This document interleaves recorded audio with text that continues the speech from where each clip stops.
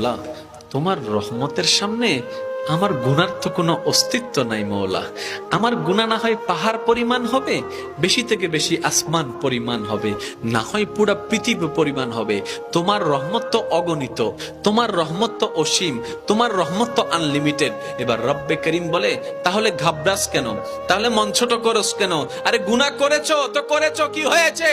একবার তো তওবার মাধ্যমে আমি রবের দরবারে ফিরে আই, মওলা ফিরে আসতে পারবো তো? দরজা কি খোলা আছে? রব্বে করিম বলে, মরণের আগ পর্যন্ত, কিয়ামতের আগ পর্যন্ত, সূর্য পশ্চিম আকাশে ওঠার আগ পর্যন্ত দরজা খোলা আছে, দরজা খোলা আছে, দরজা খোলা আছে। এবার বান্দা বলে, মওলা 24টা ঘন্টার কোন টাইমে আসলে সেই দরজা খোলা পাবো? রব্বে করিম বলে, আরে ব্যাংকের দরজা খোলা থাকে নির্দিষ্ট সময়ে, অফিস আদালতের দরজা খোলা থাকে নির্দিষ্ট সময়ে, এমনকি ঘরের দরজাও খোলা থাকে নির্দিষ্ট সময়ে, এর বাইরে যাই না। কিন্তু তোর রবের দরবার এমন একটা দরবার, 24টা ঘন্টার যেই কোনো মুহূর্তে তুই আসবি, তোর রবের দরবার তোর জন্য খোলা থাকবে। সুবহানাল্লাহ।